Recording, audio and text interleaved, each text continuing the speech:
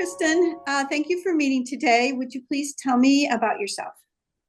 My name is Kristin Stang, and I was diagnosed with classic PKU through newborn screening, born and raised in central Minnesota, and lived in New York City for 6 years, Oklahoma City for 13, and just came back to the central Minnesota area. So you mentioned that you were diagnosed with PKU. Could you tell me more about that genetic disease that you have? PKU is, of course, a genetic inherited condition.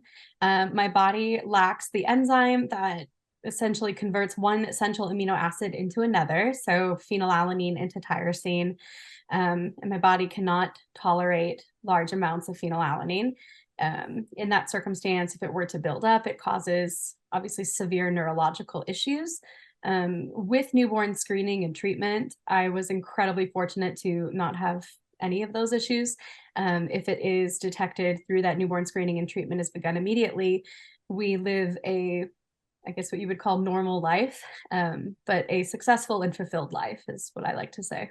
So if untreated, what would be some of the symptoms? If not treated in infancy, it would begin with deterioration and loss of motor skills, inability to meet milestones.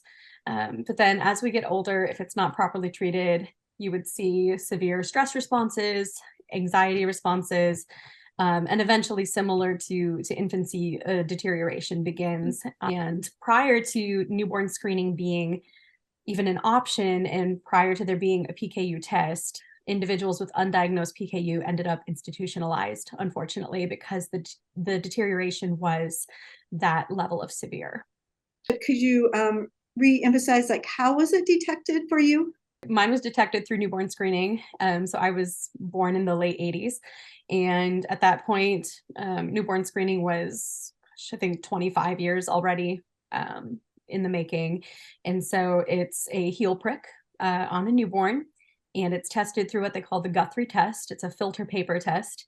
And that is put just up against the baby's heel, and blood drops are collected. And from there, it's analyzed, and you receive your positive or negative newborn screening. And so when mine was positive, I was obviously the positive results were very, very rare, especially around that time.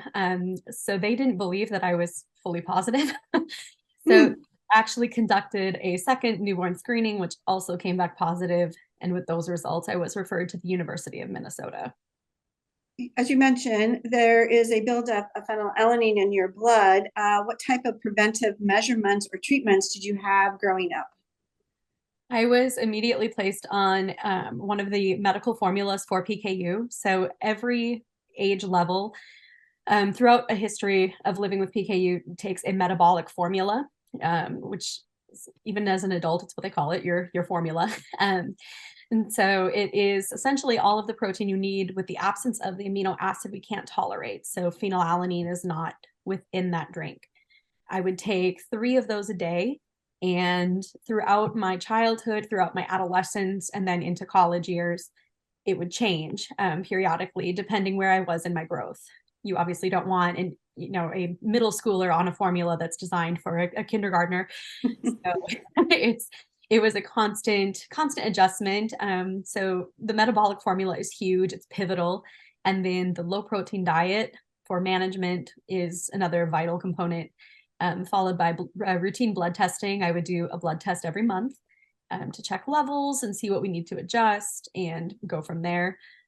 Because even when you're fully monitored, you still have those moments where, something may spike, or if we get the flu, it can throw off levels a little bit and you have to pull back and readjust. So, but the metabolic formula and then the low protein diet and blood work were my 3 kind of home bases. So what would be like a typical daily meal plan for you? When I was fully on the low protein diet, breakfast was incredibly difficult because we obviously could not have meat or dairy. So it usually landed in a low protein cereal, or what we call a medical cereal, that was ordered from a company strategically for PKU. And I actually used Coffee Mate on that for my milk. We would water it down a little bit and have a medical cereal with Coffee Mate. Low protein toast was a huge go-to in the mornings, and then always my medical drink prior to school or right when I arrived at school, to kind of kick off the day and really make sure I was receiving what I needed before the school day began. Lunch would vary depending, again, age bracket wise, where I was. If I was elementary school, we had an incredible kitchen staff who would adapt certain foods so that I could have hot lunch on occasion. Mhm. I was very fortunate.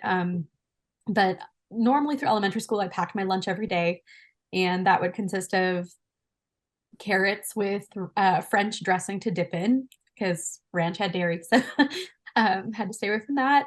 And usually a low protein sandwich on medical bread. So we could have probably owned stock in the medical bread, and then Right. yeah, it's a lot of medical bread. Um, and then I would ultimately have some kind of juice box and usually Pringles because for chips, those were on the lower phenylalanine end. So that was a safer chip than like a bag of Lay's. Um, and then dinner, it was actually whatever my family was having, either adapted or I would have the sides. So if my mom had cooked steak and potatoes and a vegetable, I would have the potato and a vegetable and a salad always. It was always a family meal, and that was incredibly important to us, especially with having two younger sisters who do not have PKU, to fully immerse me in what other people are eating, but to also kind of immerse them, and we kind of met each other halfway, so it worked really well for us.